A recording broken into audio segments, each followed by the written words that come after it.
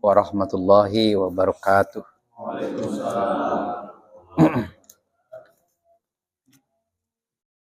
Allahu Akbar walillahil hamd. Alhamdulillah wassalatu wassalamu ala Rasulillah wa ala alihi wa ashabihi wa mawalah. La haula wa la quwata illa billah. Amma ba'd. Bapak Ustadz Syarifuddin dan seluruh jamaah Mushola Al-Ikhlas Sawo dan seluruh jamaah Darul Istiqomah yang hadir, alhamdulillah Allah pertemukan kembali di hari ini.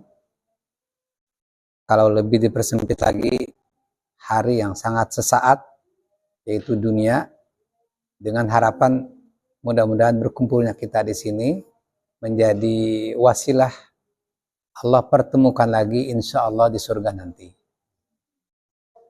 Perjalanan hidup kita begitu cepat, seakan-akan hidup ini sedang bermain sinetron. Barulah kemarin kita ketemu, sekarang sudah berubah semuanya.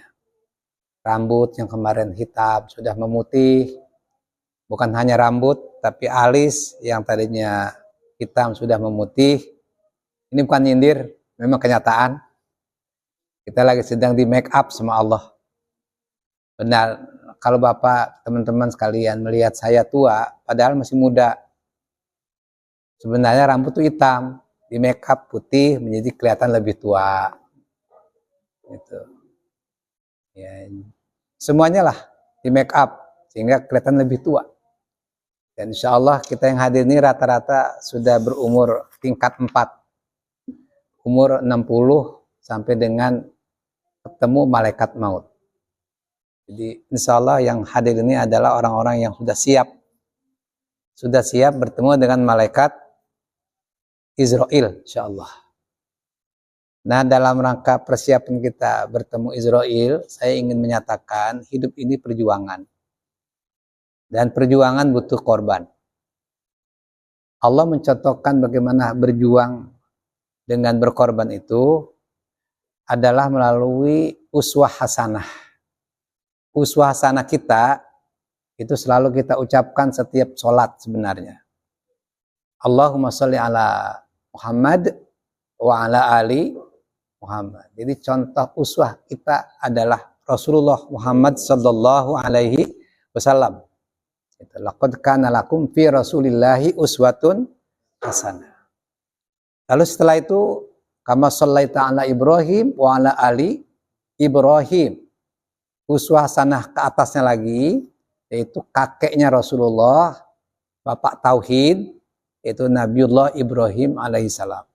Laqad kana fi Ibrahim uswatun hasanah. Sungguh pada diri Ibrahim dan orang-orang bersama Ibrahim itu menjadi uswah hasanah. Karena itu diabadikan setiap sholat kita. Allahumma sholli ala Muhammad wa ala ali Muhammad kama shallaita ala Ibrahim wa ala ali Ibrahim innaka Hamidum Majid dan seterusnya. Demikian barangkali pembukaan pengajian kita hari ini ya.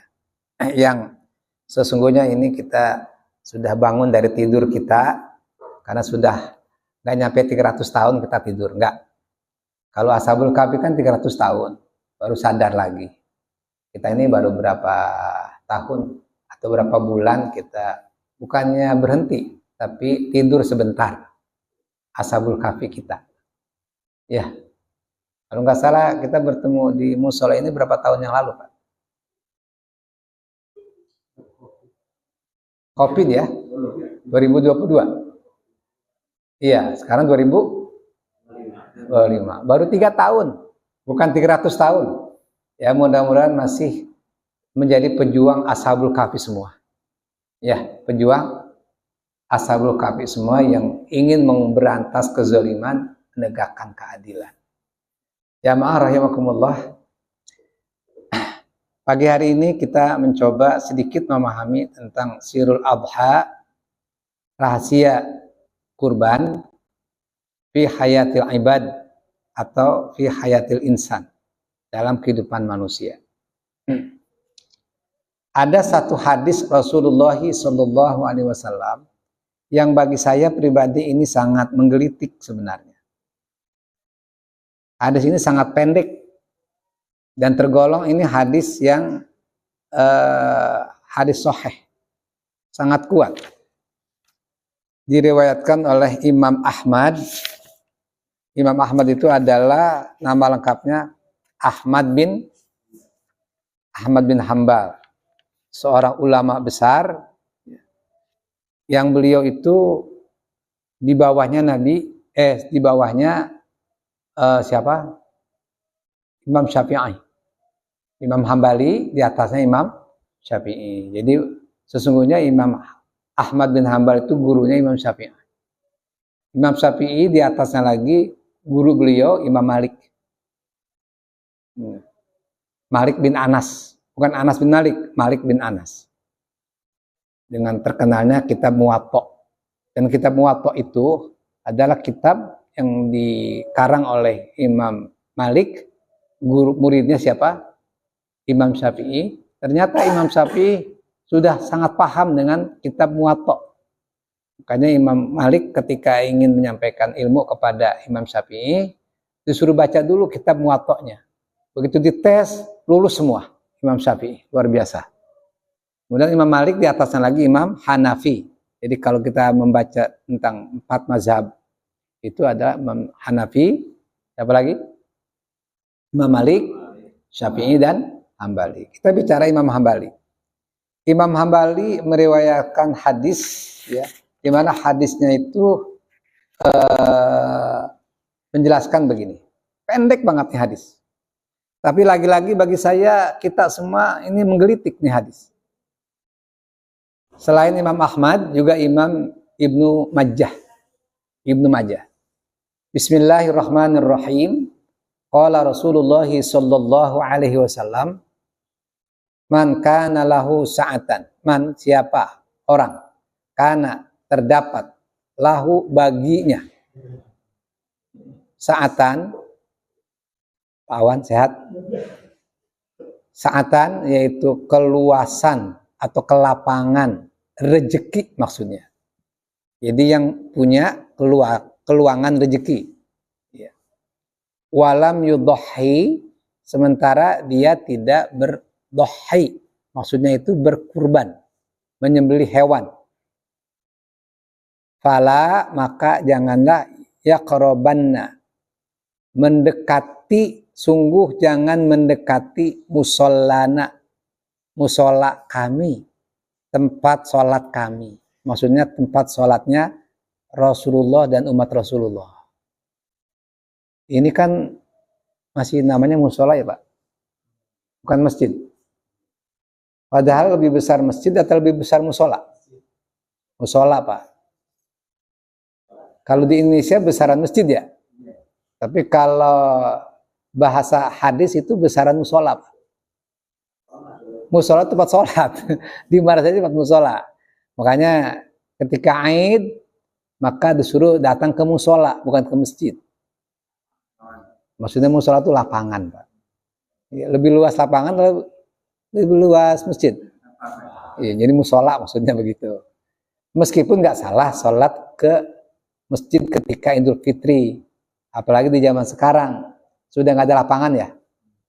Nggak ada tempat sekarang ini. Baik. Jamaah rahimakumullah, Nabi menjelaskan tentang begitu pentingnya berkorban pada tanggal 10 Zulhijjah, di hari Nahar, juga di hari Tasyrik 11, 12, dan 13 Zulhijjah. 4 hari. Mengapa? Padahal ibadah kurban ini jumhur ulama itu menetapkannya bukannya wajib, sunnah. Sunnatnya sunnat muakkad, sunnatan muakkadatun, sunnatun muakkadatun, sunat yang sangat kuatkan, dianjurkan, ditakkidkan, ditekankan. Enggak dosa. Cuma kalau dia punya kemampuan, catatannya ini punya kemampuan ya, tapi nggak mau berkorban, alias pelit, medit, koret, bergijil, bakhil, begitu. Maka jangan dekati musola kami. Ini artinya, buat apa kamu sholat tapi pelit, nggak mau berkorban, cuma menyembelih hewan kibas, domba atau kambing, atau sapi, atau kerbau, atau onta. Karena di dalam Islam, ketika bicara sholat, cek aja Al-Quran, selalu diiringi dengan ibadah sosial. Jadi sholat itu kebutuhan pokok kita, setiap manusia yang beriman. Kebutuhan untuk dekat sama Allah. Kemudian hasil sholat itu harus ditayangkan di dalam kehidupan nyata. Alladzina yuqimuna sholata wa mimma razaqnahum yunfiqun. Ini sholat infak. Begitupun ayat-ayat yang lain sejenis sama. Itu Al-Baqarah ayat ke berapa ya? Saking hafalnya kita nggak tahu ayatnya ya. Alif Lam Mim dzalikal kitabul la raiba fihi hudal lil muttaqin alladzina walladzina yuqimuna sholata ya. Wa yuqimuna sholata wa mimma razaqnahum ya. Nah itu ayat ketiga. Begitupun ayat yang sama bunyinya. Itu Al-Baqarah. Ini sekarang kita lihat lagi surat An-Naml. Bisa cek aja. An-Naml. Qasin tilka ayatul Qur'ani wa kitabim mubin. Hudaw wa rahmatan lil mu'minin. Alladzina yuqimuna sholata, sama nih. Bukan. Wa yu'tunaz zakah. Tunaikan zakat. Jadi sholat zakat. Tadi sholat infak, ini sholat zakat. Infak itu lebih luas. Ya, tidak menunggu harus kaya banget. Kaya aja boleh. Bahkan nggak kaya pun masih infak. Meskipun bisa bicara kaya itu sangat relatif ya. Iya, kaya harta Pak, bukan kaya orang. Kalau kaya orang berarti bukan orang dong. Kemudian surat Luqman, sama bunyinya. Alif Lam Mim. Tilka ayatul kitabil hakim. Hudaw wa busyra lil muhsinin. Yang pertama kan muttaqin, Al-Baqarah. Yang kedua mukminin. Yang ketiga ini surat Luqman ya, muhsinin. Jadi bertakwa, kemudian beriman dan berihsan. Takwa, iman, ihsan. Alladzina yuqimuna sholata wa yu'tunaz zakata. Ya, sholat dan menunaikan zakat. Jadi sholat itu diiringi dengan memenuhi kebutuhan tidak sekedar diri kita, juga untuk orang lain. Jadi kalau zakat, infak itu untuk orang lain. Jadi penilaian seseorang dari bagaimana kiprahnya ke masyarakat, ke orang banyak. Hadis mengatakan khairun nas anfa'uhum linnas. Sebaik-baik manusia orang yang banyak manfaatnya untuk manusia lain. Begitu. Makanya dijelaskan bentuk atau wujudnya orang yang dekat sama Allah, dia dekat juga dengan tetangganya, dekat dengan siapapun, nggak membuat masalah. Nah, salah satunya berkorban, yaitu infak atau zakat. Karena itu hadis ini menerangkan bagi orang yang punya baginya keluangan rezeki tapi tidak berkorban, maka jangan dekati tempat sholat kami. Saya bertanya nih, Pak Tori, perintah berkorban itu berapa hari?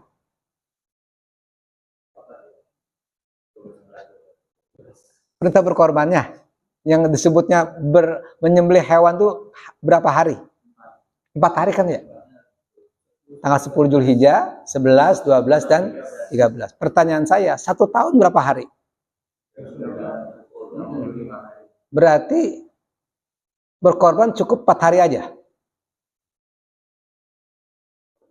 Ayo, berkorban cukup 4 hari aja.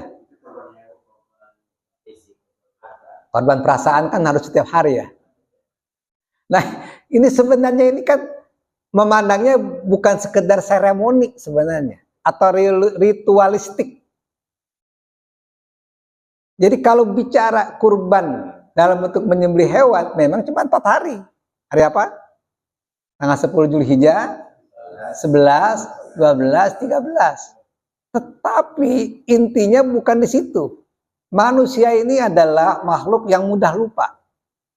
Kita ini gampang lupa, Pak. Betul Pak Udin?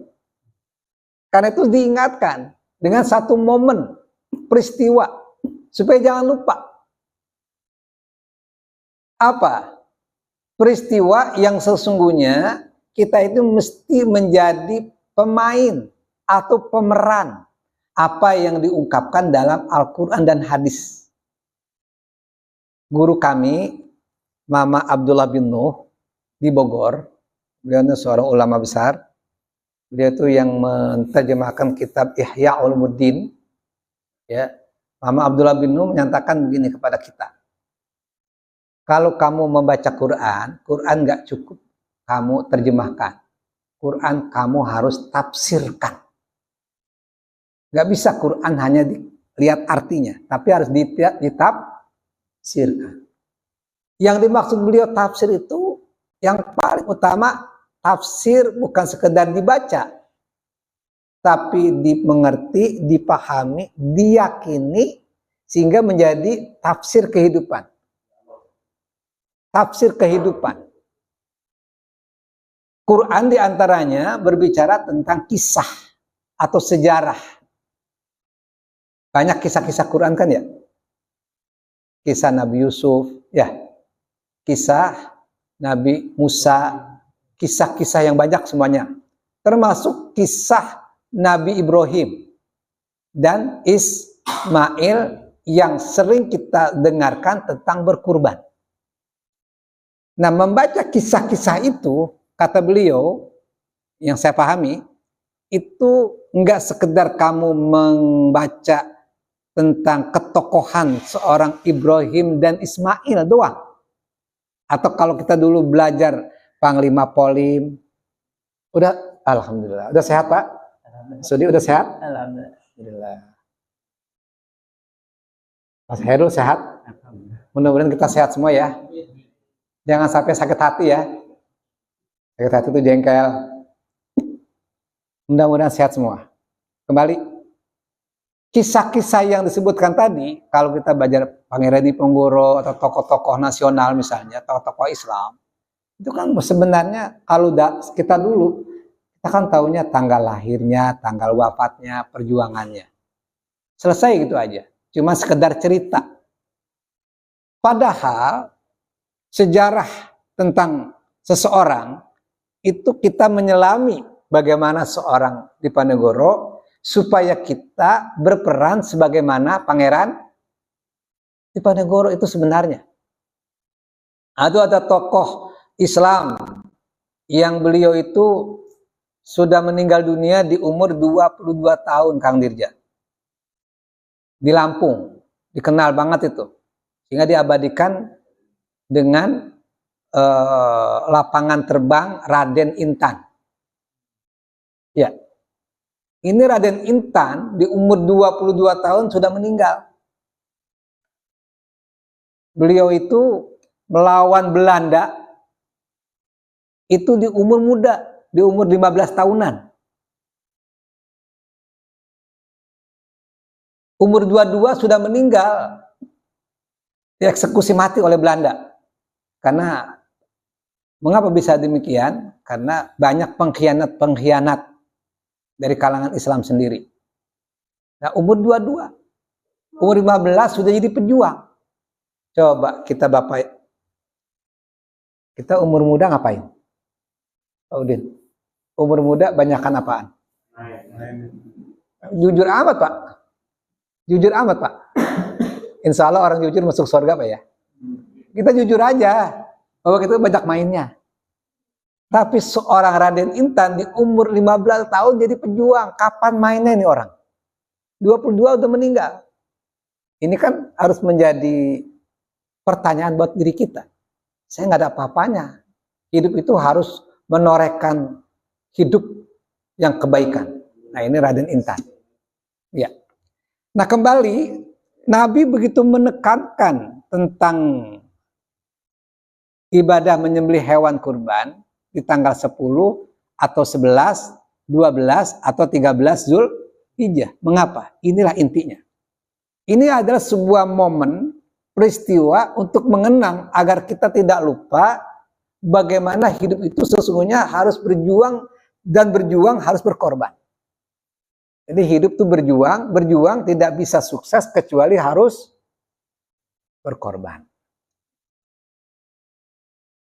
Nah yang dimaksud berkorban ini adalah mencontoh bagaimana perjuangan Ibrahim alaihissalam mengorbankan putranya seorang Ismail muda, masih kecil, belum remaja, menjelang remaja. Dalam catatan itu usia Ibrahim itu dikatakan 7 tahun. Paling banter 10 tahun, 15 tahun. Masih sangat belia banget. Ini lagi-lagi kita sudah banyak tahu lah tentang ini. Tapi bukan sekedar kisah. Makanya ada 2 sosok. Sosok tokoh. Satu siapa? Ibrahim alaihissalam. Kedua Ismail alaihissalam. Ibrahim siapa? Ibrahim adalah seorang imam, seorang pemimpin. Ismail ketika beliau memerankan dalam penyembelihan kurbannya sebagai apa? Sebagai anak, sebagai bawahan. Jadi imam dan makmum. Imam dan makmum. Bicara imam dan makmum, kita lihat tingkatan-tingkatan. Imam dan makmum di tingkat keluarga, tingkat masyarakat, sampai tingkat bangsa dan negara, bahkan negara yang sifatnya dunia internasional. Nah ini yang harus kita sedikit menggelitik. Apa? Rasul memberikan penekanan begitu pentingnya ibadah kurban. Untuk mengenang bagaimana peristiwa yang sangat menegangkan pengorbanan seorang Ibrahim kepada Ismail. Itu intinya sebenarnya. Kalau bicara kurban kan cuma 4 hari. Tapi sesungguhnya ini kurban setiap saat. Bagaimana seorang Ibrahim memerankan, seulangi lagi, memerankan seorang imam yang berani mengorbankan, bukan rakyatnya ya, seorang bawahannya. Ismail alaihis salam. Ya. Jadi Pak Torik dan Bapak-Bapak semua, Pak Musin, kalau kita kan cuma disuruh menyembelih kambing atau sapi ya. Kita pilih nih. Pilih menyembelih kambing dan sapi atau menyembelih anak sendiri.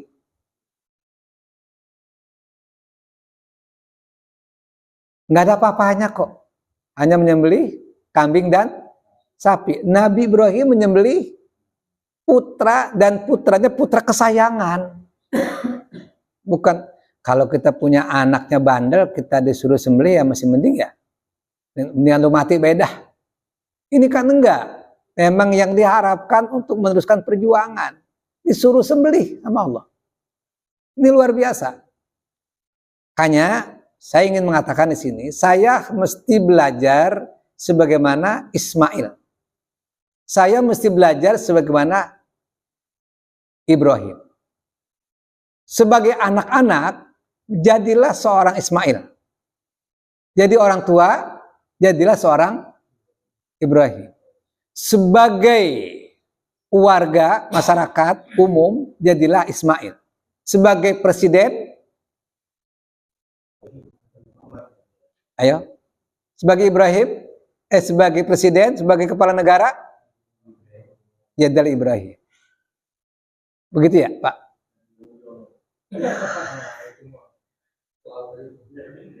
Sebab bicara kurban, Pak, ada yang mengorbankannya orang bertakwa, yang dikorbankan pun orang bertakwa. Jadi yang mengorbankan adalah orang bertakwa, yang dikorbankannya juga orang bertakwa. Contohnya siapa? Nabi Ibrahim dan Ismail, dua-duanya muttaqin, dua-duanya mukminin, dua-duanya muhsinin. Bahkan mereka berdua adalah nabi. Meskipun ketika itu Ismail belum jadi nabi. Oke. Yang kedua, berkorban itu yang berkorban orang zalim, yang dikorbankan orang yang baik. Contohnya apa? Ayo. Contohnya siapa?